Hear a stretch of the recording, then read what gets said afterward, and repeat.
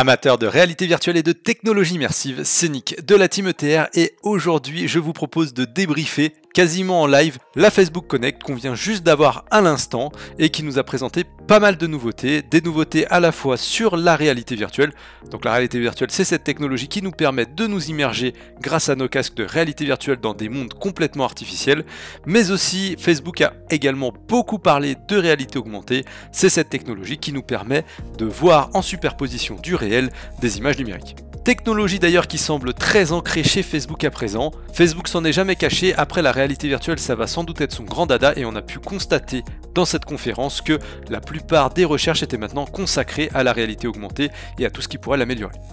Allez, pour ceux qui ont manqué la conférence, je vous propose comme ça en live de débriefer avec vous, de vous donner mon avis sur les différents sujets qui ont été abordés, les différentes annonces, les différents leaks qui ont été confirmés, en moins de 15 minutes. Top chrono. Allez, on commence tout de suite par ce qui a été quand même la grosse annonce. Alors, je sais pas si on peut appeler ça encore une annonce tellement ça avait fuité dans la presse avant la conférence, mais la grosse révélation, la grosse annonce de cette conférence, ça reste quand même l'Oculus Quest 2. Donc l'Oculus Quest, c'est ce fameux casque autonome qui permet de jouer sans PC. Alors on verra après qu'on peut jouer aussi avec un PC, mais on peut y jouer sans PC en réalité virtuelle avec d'excellentes performances, et ça c'était la première génération qui était sortie il y a à peu près 1 an et demi. Et là donc 1 an et demi après, Facebook réitère avec l'annonce de l'Oculus Quest 2, son petit frère tout revêtu de blanc, qui doit sortir le 13 octobre, notez bien cette date, il est déjà en précommande, il est assez exceptionnel pour son prix. Et on sait déjà presque tout de lui puisqu'il y a pas mal de nos confrères qui ont déjà eu la chance de poser les mains sur le casque, d'en réaliser des tests, donc on a à peu près toutes les caractéristiques. Et allez, je vous les balance en vrac, ça vaut vraiment le coup d'œil. En gros, on va avoir droit à une définition de 1832 x 1920 pixels avec des dalles LCD RGB. Donc en gros, ça nous promet une image très détaillée, l'une des meilleures du marché d'ailleurs des casques grand public en termes de définition. 50% de pixels en plus par rapport à la génération précédente et un effet de gris qui devrait être nettement moins perceptible que sur le premier Quest grâce à l'agencement de ces pixels. Bon, certains regretteront sans doute l'absence des dalles OLED qui permettaient un contraste quasi infini. Ça avait ses avantages, bon ça avait aussi ses inconvénients, le fait de gris était généralement un petit peu plus marqué que ce qu'on va pouvoir espérer avoir sur les dalles LCD. Autre grosse nouveauté, les calculs, puisque le casque est complètement autonome, reposeront sur une puce intégrée, la Snapdragon XR2, qui est tout simplement la meilleure puce mobile pour la réalité virtuelle actuellement. Elle sera épaulée de 6 Go de mémoire vive. Bref, de quoi faire tourner des expériences du Quest dans d'excellentes conditions, de façon très fluide, puisqu'on nous annonce une fréquence d'affichage qui devrait être autour des 90 images par seconde. Encore une fois, dans le haut du panier est largement suffisant pour apprécier nettement l'expérience et avoir une vraie sensation de fluidité. Pour ceux qui recherchent le confort, on notera 80 grammes de moins sur la balance, le poids total arrivant à 500 grammes. Voilà qui devrait être très appréciable pour les sessions longues, d'autant que le casque sera accompagné d'une nouvelle sangle annoncée beaucoup plus confortable et même en accessoire d'autres sangles, on va en parler juste après, qui là vraiment promettent une véritable expérience confortable. Et tant mieux parce que c'était vraiment pas le point fort du Quest premier du nom. Le champ de vision, c'est-à-dire la largeur de l'image, le fait qu'on n'ait pas trop cet effet tunnel dans le casque, est annoncé autour de 110 degrés. C'est à peu près ce qu'on trouve dans la plupart des casques du marché, et c'est aussi ce qu'on trouvait plus ou moins sur la première version de l'Oculus Quest, en tout cas ce qui était affiché sur papier. Notez également que les contrôleurs ont été redessinés pour être nettement plus ergonomiques que la première version, avec des piles, une pile dans chaque contrôleur, comme sur la première version, mais qui cette fois devrait tenir autour de 30 heures et non plus 10 heures, donc gros effort d'autonomie dans les contrôleurs, et ça c'est vraiment top.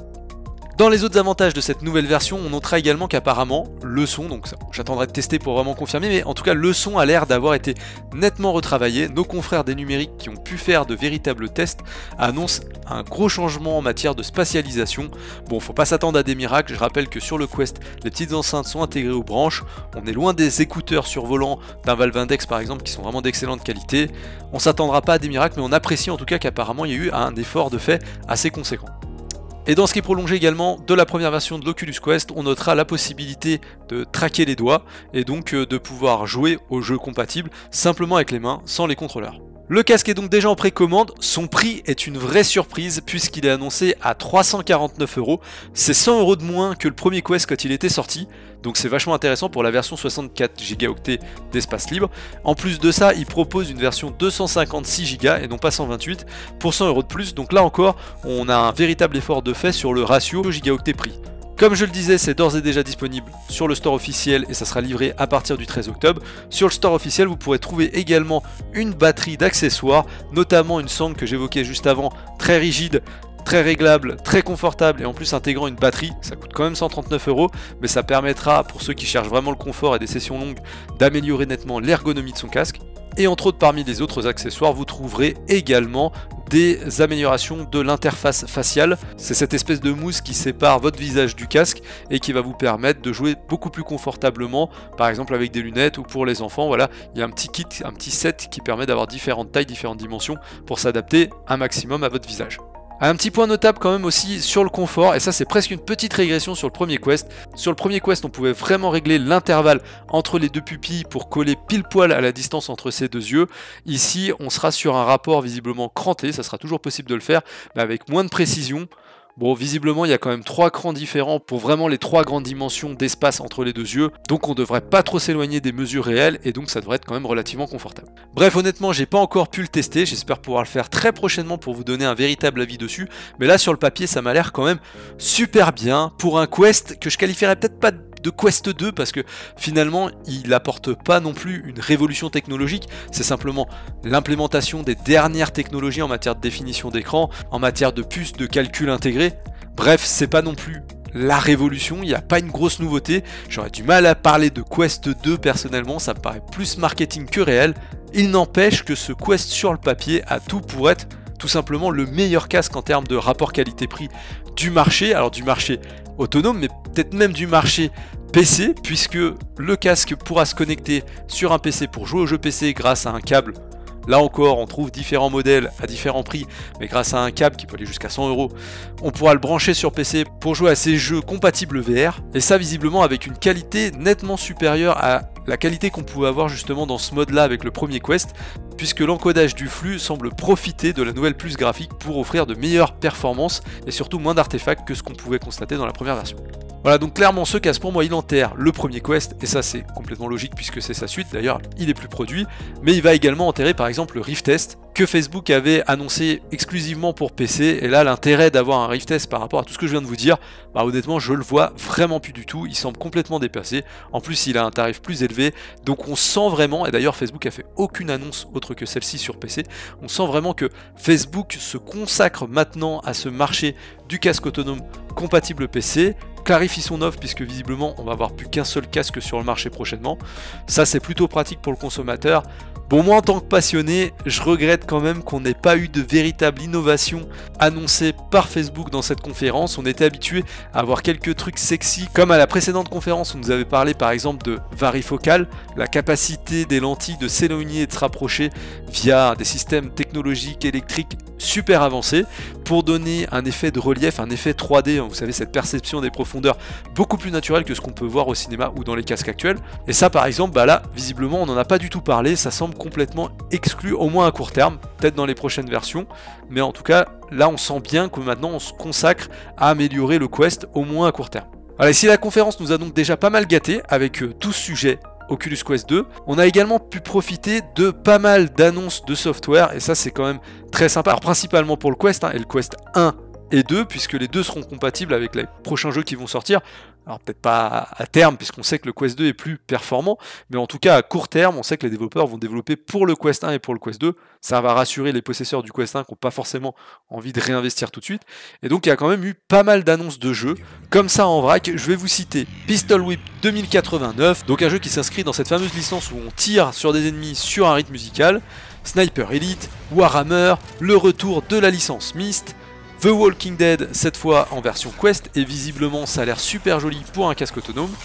du multijoueur dans Beat Saber, Medal of Honor pour citer encore une grosse licence, une suite au très bon jeu d'escalade à la fois vertigineux et dépaysant The Climb, avec The Climb 2, Population One qui semble bien parti pour devenir le Fortnite de la réalité virtuelle, et enfin deux nouvelles adaptations de sagas cinématographiques avec Jurassic World Aftermath,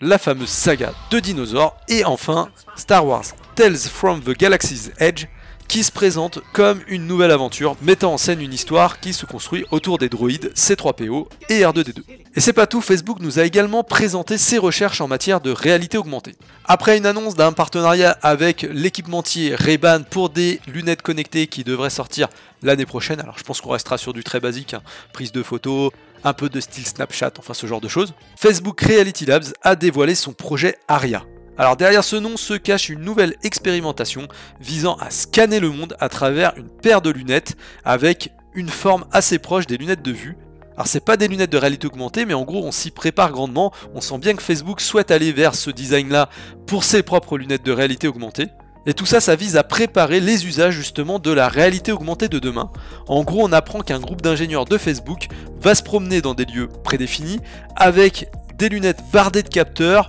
des micros, des caméras, des scanners pour scanner justement le quotidien de ces ingénieurs dans le respect de leur vie privée d'après Facebook.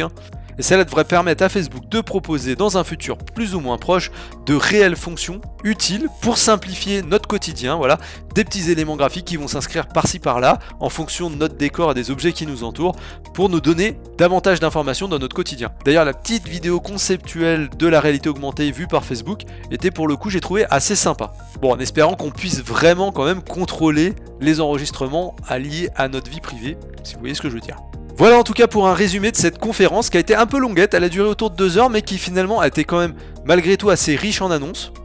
Pour ceux qui veulent en savoir plus, on a fait le live complet sur les 2 heures à 3, ça se passe sur la chaîne ETR Live, donc n'hésitez pas à aller dessus si vous voulez en savoir plus et avoir tout le détail, avec nos traductions approximatives pour l'accompagner. N'hésitez pas à me dire ce que vous avez pensé de la conférence, pensé de ces annonces, est-ce que vous allez prendre un Quest 2 par exemple, vous me mettez tout ça dans les commentaires, je suis toujours curieux de savoir. Et moi je vous dis à très bientôt pour de nouvelles aventures en réalité virtuelle.